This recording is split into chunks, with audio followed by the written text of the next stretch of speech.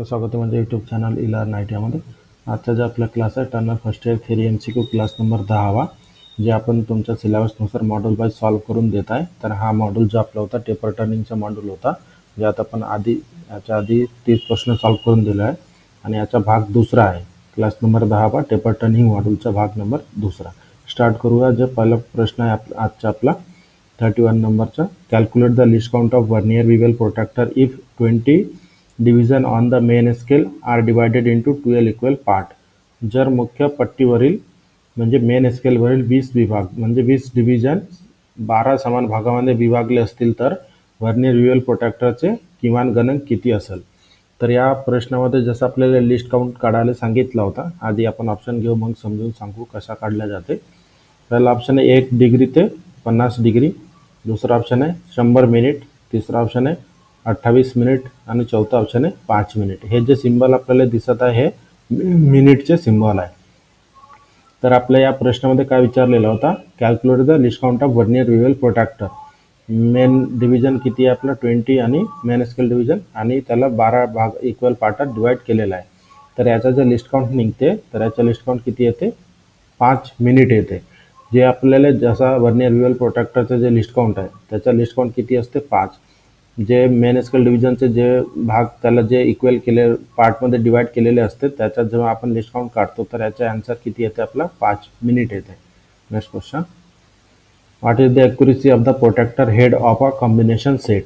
Combination सेटचा protractor हेडची least count किती असते किंवा ॲक्युरेसी किती असते हेच आपल्याला विचारलेलं आहे या प्रश्नामध्ये. तर याच्यासाठी पहिला ऑप्शन आहे 1 डिग्री, दुसरा ऑप्शन आहे 5 मिनिट, तिसरा ऑप्शन आहे 1 मिनिट आणि चौथा ऑप्शन आहे 1 सेकंड. हे सिंबल आपला 2 कॉमा म्हणजे सेकंड असते आणि 1 कॉमा म्हणजे मिनिट असतात.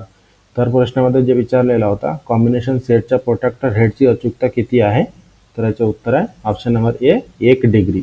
Next question, what is the reading of angular measurement based on the vernier bevel protractor. Vernier bevel प्रोट्रॅक्टरचं आधारित कोनीय मापन किती. आता या जे आपल्याला डायग्राममध्ये जे डिग्री आपल्याला दाखवले आहे हे डिग्री आपल्याला ओळखायची आहे. हा किती डिग्री आहे. तर ऑप्शन याच्यासाठी पहिला आहे 52 डिग्री, दुसरा ऑप्शन आहे 45 डिग्री, तिसरा ऑप्शन आहे 67 डिग्री आणि चौथा ऑप्शन आहे 15 डिग्री. तर या ठिकाणी आपण आपल्याला जे डायग्राममध्ये जे डिग्री आपल्याला दाखवलेलं आहे तर याचा ॲक्युरेट डिग्री आहे ऑप्शन नंबर ए 52 डिग्री. जे आपल्याला हे झिरो लाईन आपल्याला चेक करायची आहे. तर झिरो लाईन कशावर आहे हे बघू शकता. या ठिकाणी हा 50 आहे, 50च्या नंतर हा 51 आणि हा 52 डिग्रीला मॅच झालेला आहे. नेक्स्ट क्वेश्चन,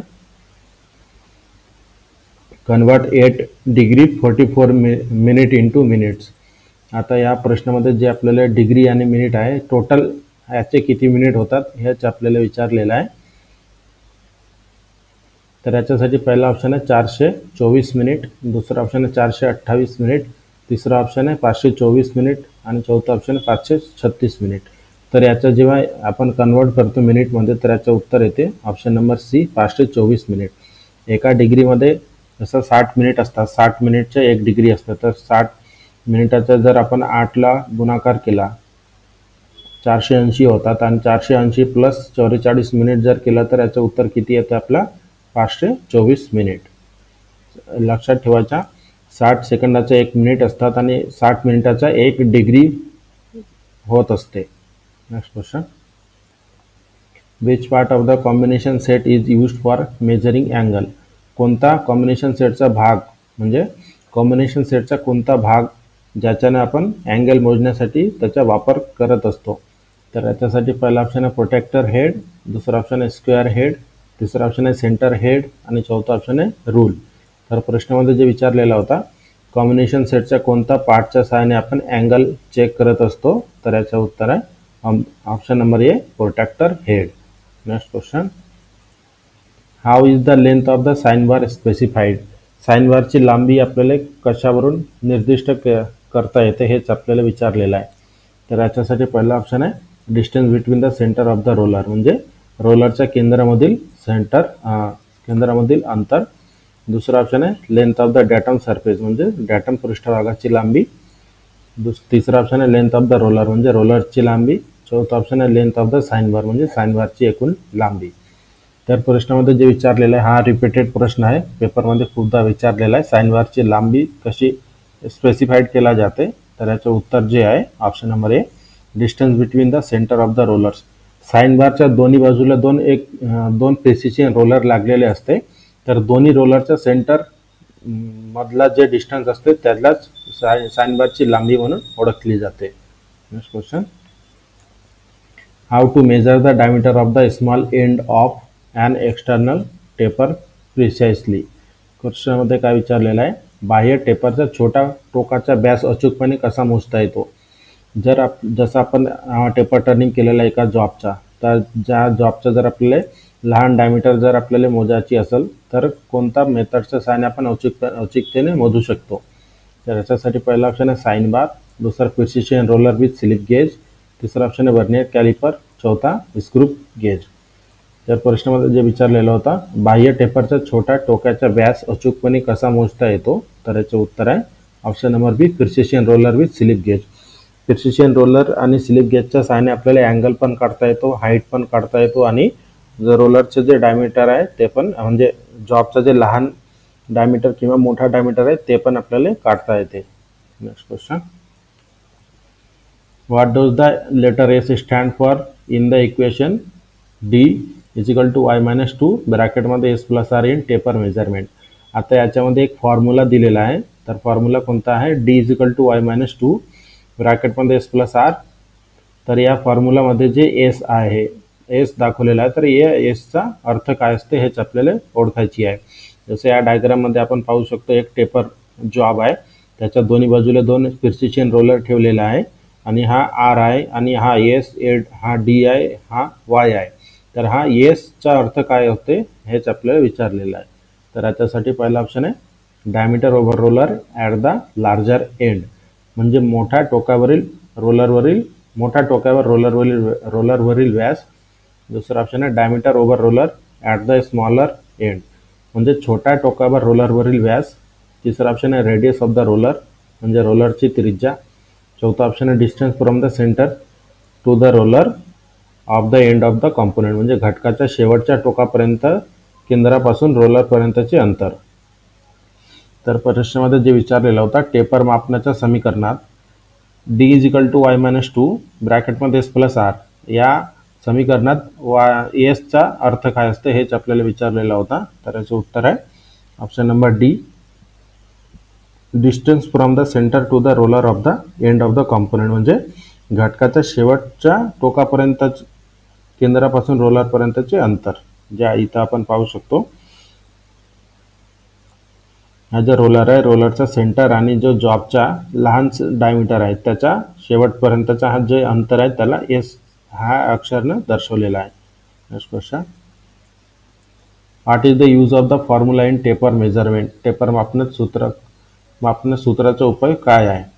तर या ज्या डायग्राममध्ये आपल्याला हा जे सूत्र दाखवलेलं आहे, तर याच्यावरच आपल्याला हा प्रश्न विचारलेला आहे, टेपर मापन सूत्राचा उपयोग काय आहे, म्हणजे टेपर मेजरमेंटमध्ये आपण सूत्र फॉर्म्युलाच्या सहाय्याने आपण काय काढतो. तर याच्यासाठी पहिला ऑप्शन आहे checking the angle of taper, म्हणजे टेपरच्या कोन तपासणे. दुसरा ऑप्शन आहे finding the small end of taper, म्हणजे लहान टोकाचा व्यास शोधणे. तिसरा ऑप्शन आहे finding the large end diameter, म्हणजे मोठ्या टोकाचा व्यास शोधणे. चौथा ऑप्शन आहे finding the length of the taper, म्हणजे टेपरची लांबी शोधणे. तर प्रश्नामध्ये जे विचारलेला होता, टेपर मापनात सूत्राचा उपयोग काय आहे, तर याचं उत्तर आहे option number A, checking the angle of taper, म्हणजे जे या डायग्राममध्ये जे फॉर्म्युला वगैरे दाखवलेला आहे तर याच्या सहाय्याने आपण टेपरचा अँगल काढतो. Next question, what is the method of carbide tip tool brazing. आता या डायग्राममध्ये कार्बाइड टिप टूलला ब्रेझिंग करण्याच्या पद्धती दाखवलेल्या आहे, तर ह्या पद्धती कोणती आहे हे आपल्याला ओळखायची आहे. तर याच्यासाठी पहिला ऑप्शन आहे फर्नेस ब्रेझिंग, दुसरा इंडक्शन ब्रेझिंग, तिसरा टॉर्च ब्रेझिंग, चौथा आर्क ब्रेझिंग. तर प्रश्नामध्ये जे विचारलेला होता, डायग्राममध्ये दाखवलेला आहे कार्बाइड टूलला ब्रेझिंगची पद्धती दाखवलेला आहे, तर हा कोणती पद्धती आहे? तर याचं उत्तर आहे ऑप्शन नंबर ए, फर्नेस ब्रेझिंग. एका फर्नेसमध्ये कटिंग टूलला हे जे आपण पाहू शकतो, हा एक फर्नेस आहे, हा कटिंग टूल आहे आणि हा कार्बाइड टिप आहे, याला ब्रेझिंग केला जात आहे या डायग्राममध्ये. Next question, what is the method of the carbide tip brazing. आता या डायग्राममध्ये सुद्धा एक कार्बाइड टूलला ब्रेझिंग केला जात आहे आणि विचारलेलं काय या प्रश्नामध्ये ब्रेझिंगची पद्धती कोणती आहे. तर हे आपण पाहू शकतो. याच्यामध्ये हा कटिंग टूलचा शांक आहे आणि हा कार्बाइड टिप आहे आणि हा तोच मेथड आहे ज्याच्या सहाय्याने आपलं ब्रेझिंग होत आहे. तर हा मेथड आपल्याला ओळखायची आहे. तर याच्यासाठी पहिला ऑप्शन आहे फर्नेस ब्रेझिंग, दुसरा इंडक्शन ब्रेझिंग, तिसरा टॉर्च ब्रेझिंग, चौथा आर्क ब्रेझिंग. तर हा जो आपला ब्रेझिंगचा जे पद्धत आहे हा पद्धत आहे ऑप्शन नंबर बी इंडक्शन ब्रेझिंग. हे जे आपल्याला दिसत आहे एक दोरीसारखा, तर हा इंडक्शन कॉईल आहे. या इंडक्शन कॉईलच्या सहाय्याने काय केलं जात आहे, हा जो कटिंग टूलचा शांक आहे या शांकला कार्बाइड टिप सोबत म्हणजे कार्बाइड टिपला शांक सोबत ब्रेझिंग केला जात आहे. Next question, which method of brazing is commonly use to braze a carbide tip on a shank. शांकवर कार्बाइड टिप ब्रेज करण्यासाठी सर्वसाधारणपणे कोणती ब्रेझिंग पद्धत वापरली जाते. तर याच्यासाठी पहिला ऑप्शन आहे फर्नेस ब्रेझिंग, दुसरा इंडक्शन ब्रेझिंग, तिसरा आर्क ब्रेझिंग, चौथा टॉर्च ब्रेझिंग. तर प्रश्नामध्ये जे विचारलेलं आहे शँकवर कार्बाइड टिप ब्रेझिंग करण्यासाठी सर्वसाधारणपणे कोणती ब्रेझिंग पद्धत वापरली जाते. तर याचं उत्तर आहे option number D torch brazing. Torch brazing कसं असतं, जसं आपण गॅस वेल्डिंग करत असतो तर गॅस वेल्डिंग सेम पद्धतीमध्येच जे टॉर्च ब्रेझिंग आहे टॉर्च ब्रेझिंग करून कार्बाइड टूल तयार केला जातो. Next question, what is the isolating medium use to prevent rapid cooling after brazing tip tool. Brazing केल्यानंतर जलद थंड होण्यापासून बचाव करण्यासाठी कोणता विभाजक माध्यम वापरले जाते. तर याच्यासाठी पहिला ऑप्शन आहे वॉटर म्हणजे पाणी, दुसरा मिका पावडर, तिसरा ऑइल आणि चौथा वेट सँड म्हणजे ओलसर वाळू. तर प्रश्नामध्ये जे विचारलेलं आहे ब्रेझिंग केल्यानंतर जलद थंड होण्यापासून बचाव करण्यासाठी कोणता विभाजक माध्यम वापरली जाते. तर याचं उत्तर आहे option number B mica powder. Next question, which welding process involve melting the base metal and filler the former joint. कोणती वेल्डिंग क्रिया बेस मेटल आणि फिलर मेल्ट करून जोड तयार करते. तर याच्यासाठी पहिला ऑप्शन आहे ब्रेस वेल्डिंग, दुसरा आर्क वेल्डिंग, तिसरा गॅस वेल्डिंग, चौथा टिक वेल्डिंग. तर प्रश्नामध्ये जे विचारलेलं आहे कोणती वेल्डिंग क्रिया बेस मेटल आणि फिलर मेटल करून जोड तयार करते. तर याचं उत्तर आहे option number B arc welding. Next question, which welding method is more suitable for joining dissimilar metals radially. वेगळ्या धातू सहज जोडण्यासाठी कोणती वेल्डिंग पद्धती योग्य आहे. तर याच्यासाठी पहिला ऑप्शन आहे ब्रेस वेल्डिंग, दुसरा आर्क वेल्डिंग, तिसरा टिक वेल्डिंग, चौथा गॅस वेल्डिंग. प्रश्नामध्ये काय विचारलेलं आहे वेगवेगळ्या धातू सहज जोडण्यासाठी कोणती वेल्डिंग पद्धत अधिक योग्य आहे. तर याचं उत्तर आहे option number A brace welding. Next question, what is the main disadvantage of a brace weld joint. Brace welded जोडाचा मुख्य तोटा काय आहे. तर याच्यासाठी पहिला ऑप्शन आहे the joint is not suitable for thicker section म्हणजे जोडा जाड भागासाठी योग्य नाही. दुसरा dissimilar metal can be joint म्हणजे वेगळा धातू जोडता येतात. तिसरा it takes more time for repairing म्हणजे दुरुस्तकरिता अधिक वेळ लागतो. चौथा ऑप्शन आहे heavy distortion due to heat म्हणजे उष्णतेमुळे जास्त विकृती होते. तर प्रश्नामध्ये जे विचारलेला होता ब्रेस वेल्डेड जोडाचा मुख्य तोटा काय आहे म्हणजे डिसएडव्हान्टेजेस काय आहे ब्रेझिंगचा. तर याचं उत्तर आहे option number A the joint is not suitable for thicker joint म्हणजे जोडा म्हणजे जॉईंट जाड भागासाठी योग्य नाही म्हणजे जर जास्त जाडीमध्ये आपल्याला आपण जर ब्रेझिंग केलं तर त्याच्यासाठी हा उपयोगी नाही आहे. Next question, what is the purpose of welding accessories. तर आता आपल्याला एक डायग्राममध्ये वेल्डिंग ॲसेसरीज दाखवलेला आहे. तर याचा उद्देश काय आहे हेच आपल्याला ओळखायची आहे. तर याच्यात आपण पाहू शकतो हे जे अर्थिंग आहे अर्थिंगचे कार्य काय असते तर हेच आपल्याला ओळखायची आहे. तर याच्यासाठी पहिला ऑप्शन आहे to hold the work firmly म्हणजे काम घट्ट पकडण्यासाठी. दुसरा to connect the return lead firmly to the job or table म्हणजे रिटर्न लीड जॉब किंवा टेबलची घट्ट जोडण्यासाठी. तिसरा ऑप्शन आहे to hold the electrode for welding म्हणजे वेल्डिंगसाठी इलेक्ट्रॉड पकडणे. आणि चौथा ऑप्शन आहे to handle the hot material after welding म्हणजे वेल्डिंग नंतर गरम साहित्य हाताळण्यासाठी. तर प्रश्नामध्ये जे विचारलेलं आहे वेल्डिंग ॲसेसरीजचा उद्देश काय आहे दाखवलेला जे वेल्डिंग ॲसेसरीज आहे याचा उद्देश काय आहे. तर याचं उत्तर आहे option number B to connect the return lead firmly to the job और टेबल, म्हणजे रिटर्न लीड जॉब किंवा टेबलची घट्ट जोडण्यासाठी. Next question, why is the ball centre prefer in the tailstock offset method. Tailstock offset पद्धतीत ball सेंटरचा प्राधान्य काय दिले जाते. हाही प्रश्न इम्पॉर्टंट आहे. हा पेपरमध्ये खूपदा रिपीटेड झालेला आहे. त्या टेलेस्टॉक ऑफसेट पद्धतीमध्ये आपण बॉल सेंटर वापरण्याचं कारण काय आहे. तर याच्यासाठी पहिला ऑप्शन आहे फॉर गुड सरफेस फिनिश, म्हणजे चांगला पृष्ठभागासाठी. दुसरा फॉर ॲक्युरेट सेटिंग, म्हणजे अचूक सेटिंगसाठी. तिसरा फॉर प्रोव्हाइड पॉवर फिट, म्हणजे पॉवर फिटसाठी. चौथा to avoid damage to the centre drill hole of the job, म्हणजे जॉबमधील सेंटर ड्रिल केलेल्या होलला नुकसानापासून वाचवण्यासाठी. तर प्रश्नामध्ये जे विचारलेलं आहे, टेलेस्टॉक ऑफसेट मेथडने जेव्हा आपण टेपर टर्निंग करत असतो तर त्या पद्धतीने टेपर टर्निंग करताना बॉल सेंटरला का प्राधान्य दिले जाते. तर याचं उत्तर आहे option number D, to avoid damage to the centre drill hole of the job, म्हणजे जॉबमधील सेंटर ड्रिल केलेले होलला नुकसानापासून वाचवण्यासाठी. Next question, which method is used for turning a step taper. Step taper टर्निंगसाठी कोणती पद्धत वापरली जाते. तर याच्या आधीचा जे आपला भाग होता टेपर टर्निंगचा आधीचा क्लास, त्याच्यामध्ये व्यवस्थितपणे समजून सांगितलं होता. स्टेपवर जर आपल्याला टेपर टर्निंग करायचं असल्यास तर कोणती पद्धती वापरली जाते. तर याच्यासाठीच आपल्याला हा म्हणजे तोच प्रश्न इथं विचारलेला आहे, स्टेप टेपर टर्निंगसाठी कोणती पद्धत वापरली जाते. तर याच्यासाठी पहिला ऑप्शन आहे फॉर्म टूल मेथड, दुसरा ऑफसेट टेलेस्टॉक मेथड, तिसरा कंपाऊंड स्लाइड मेथड आणि चौथा टेपर टर्निंग अटॅचमेंट मेथड. तर प्रश्नामध्ये जे विचारलेला होता, स्टेपवर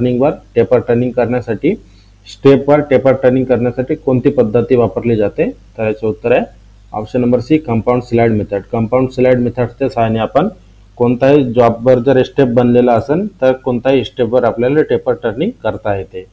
next question, which method is prefer for producing a small length taper with the list accuracy. कमी अचूकतेसह लहान लांबीच्या टेपर तयार करण्यासाठी कोणती पद्धत प्राधान्य वापरली जाते.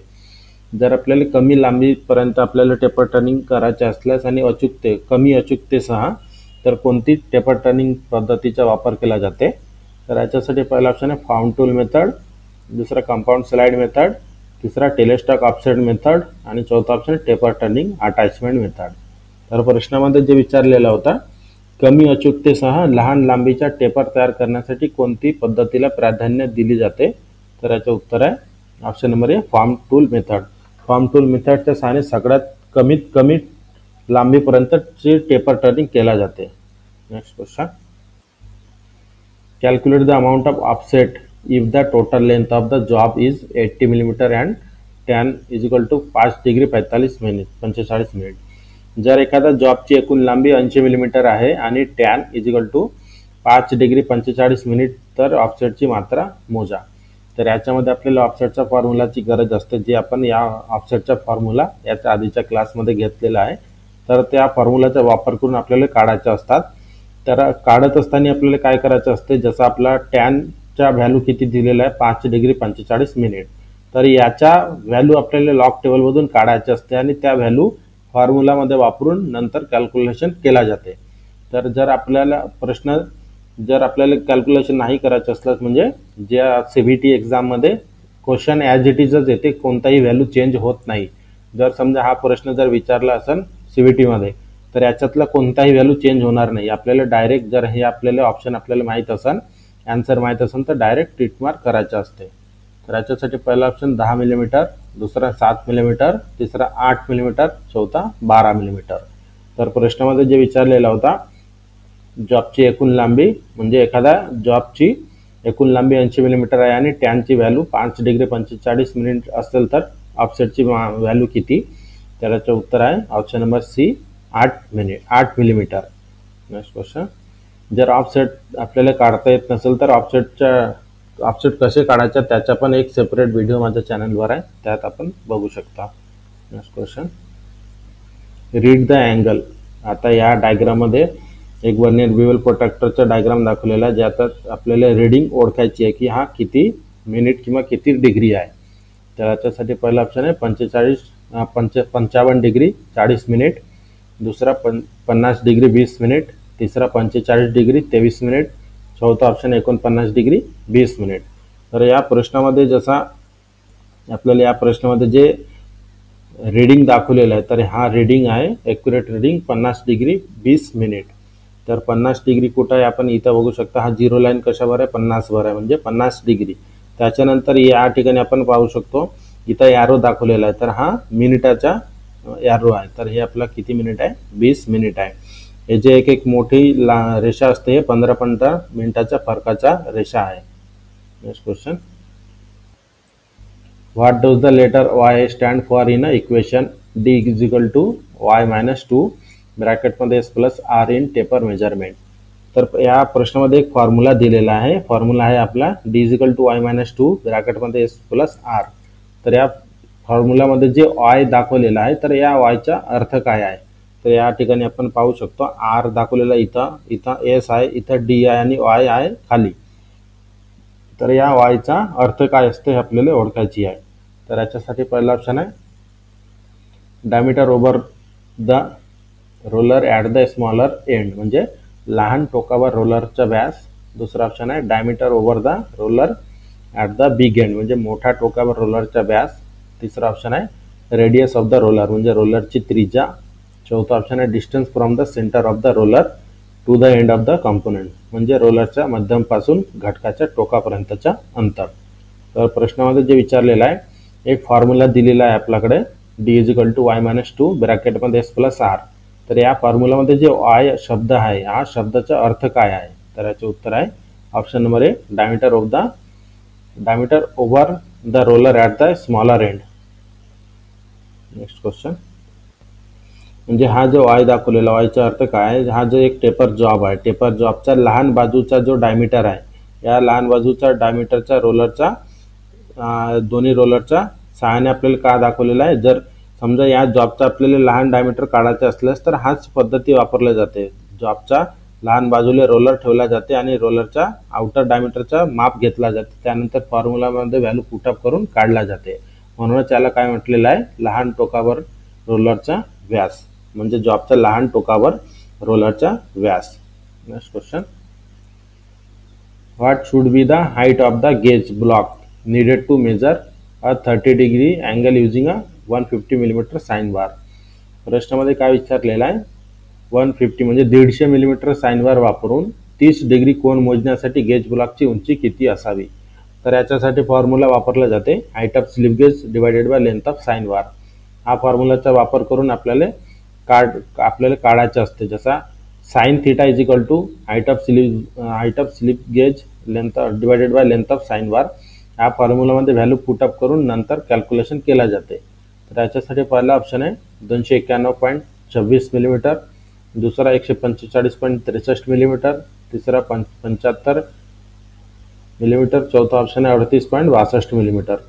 तर फॉर्म्युलामध्ये जसं आपण समजा जसा फॉर्म्युला मी सांगितला आहे sine theta is equal to height of slip gauge divided by length of sine bar. तर या फॉर्म्युलामध्ये साइन थीटाची व्हॅल्यू किती मांडायची, तर 30 डिग्रीला नॅचरल सायन्समध्ये याची व्हॅल्यू चेक करायची 30 डिग्रीचा किती आहे, पॉईंटमध्ये असतात ते पूर्ण व्हॅल्यू, ते व्हॅल्यू आपल्याला फॉर्म्युलामध्ये पुटअप करायची, त्यानंतर कॅल्क्युलेशन करायचा। तर याचं उत्तर येते ऑप्शन नंबर सी 75 मिलीमीटर।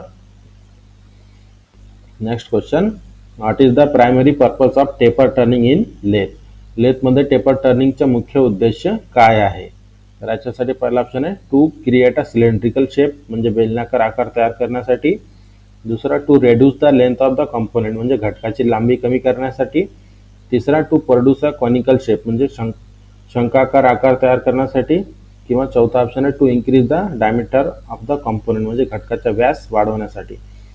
तर प्रश्नामध्ये काय विचारलेलं आहे लेथमध्ये टेपर टर्निंगचा मुख्य उद्देश काय आहे, लेथ मशीनवर आपण टेपर टर्निंग करत असताना त्याचा मुख्य उद्देश काय असतो, तर याचे उत्तर आहे option number C to produce a conical shape म्हणजे शंकाकार आकार तयार करण्यासाठी।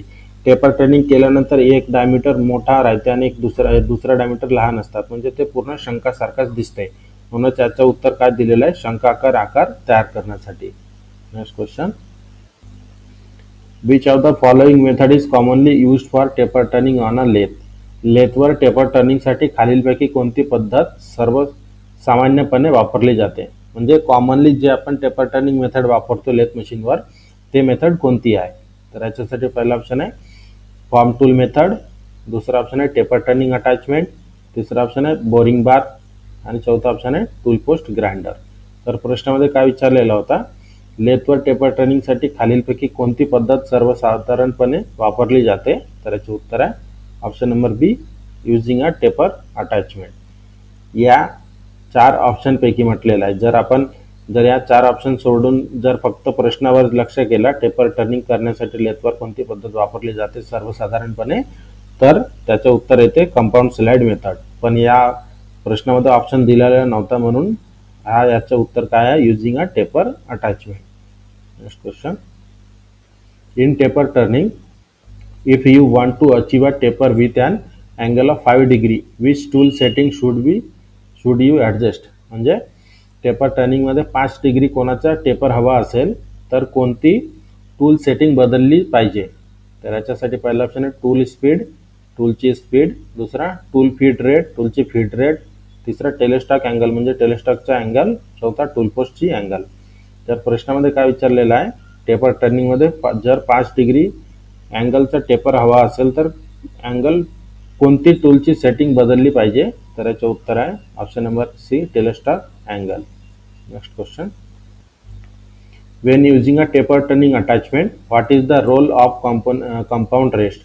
टेपर टर्निंग अटॅचमेंट वापरताना कंपाऊंड रेस्टची भूमिका काय आहे? याच्यासाठी पहिला ऑप्शन आहे to set the tool height म्हणजे टूलची उंची सेट करण्यासाठी, दुसरा to adjust the tool angle म्हणजे टूलचा अँगल ॲडजस्ट करण्यासाठी, तिसरा ऑप्शन आहे to set the taper angle म्हणजे टेपरचे अँगल सेट करण्यासाठी, चौथा ऑप्शन आहे to control the feed rate म्हणजे फीड रेट नियंत्रित करण्यासाठी. तर प्रश्नामध्ये जे विचारलेलं आहे, टेपर टर्निंग अटॅचमेंट वापरताना कंपाऊंड रेस्टची मुख्य भूमिका काय असते? तर याचं उत्तर आहे option number C, to set the taper angle म्हणजे टेपरचे अँगल सेट करण्यासाठी. Next question. What is the main advantage of using a taper turning attachment over a compound rest method? हा एक प्रश्न इम्पॉर्टंट आहे. काय विचारलेल्या प्रश्नामध्ये कंपाऊंड रेस्ट पद्धतीच्या तुलनेत टेपर टर्निंग अटॅचमेंट वापरण्याचा मुख्य फायदा काय आहे? तर याच्यासाठी पहिला ऑप्शन इन्क्रीज स्पीड, दुसरा मोर ॲक्युरेसी इन टेपर अँगल म्हणजे टेपर कोणामध्ये अधिक अचूकता, तिसरा ऑप्शन आहे रेड्यूस टूल वेअर म्हणजे टूलची कमी घास, आणि चौथा ऑप्शन आहे लोअर कॉस्ट म्हणजे कमी खर्चा. तर प्रश्नामध्ये जे विचारलेला होता, कंपाऊंड रेस्ट पद्धतीच्या तुलनेत टेपर टर्निंग अटॅचमेंट वापरण्याचा मुख्य फायदा काय आहे? तर याचं उत्तर आहे option number B, more accuracy in taper angle म्हणजे टेपर कोणामध्ये अधिक अचूकतेसाठी. Next question. Which types of taper is commonly used for standard fits in mechanical engineering? Mechanical इंजिनिअरिंगमध्ये स्टँडर्ड फिटसाठी कोणता कारचं टेपर सामान्यतः वापरली जाते? तर याच्यासाठी पहिला ऑप्शन मोर्स टेपर, दुसरा एलन टेपर, तिसरा स्ट्रेट टेपर, चौथा कॉनिकल टेपर. प्रश्नामध्ये जे विचारलेला होता, मेकॅनिकल इंजिनिअरिंगमध्ये स्टँडर्ड फिटसाठी कोणत्या प्रकारचा टेपर सामान्यतः वापरली जाते? तर याचे उत्तर आहे option number A, Morse taper. Morse taper हा सगळ्यात जास्त कोणत्याही मशीनमध्ये वापरली जाते किंवा कोणत्याही मेकॅनिकल पार्ट्समध्ये जर टेपर टर्निंग असेल तर त्याच्यात मोर्स टेपर वापरली जाते. तर आजचा जे आपला क्लास होता turner first year theory MCQ class number 10वा, ज्यात आपण टोटल 30 प्रश्न सॉल्व्ह करून दिलेला आहे. 30 प्रश्न घेऊन आपण आपला मॉड्यूल कंप्लीट करून देत आहे सिलेबसनुसार. तर याची जर आपल्याला PDF ची गरज असेल तर व्हॉट्सअप ग्रुपचा लिंक दिलेला आहे व्हिडिओच्या डिस्क्रिप्शनमध्ये, त्यात जॉईन होऊन मेसेज करायचा, मी PDF प्रोव्हाइड करून देईन. व्हिडिओ जर आवडली तर व्हिडिओला लाईक आणि शेअर नक्की करा, आणि जर कोणी नवीन असेल तर चॅनलला सबस्क्राईब नक्की करा.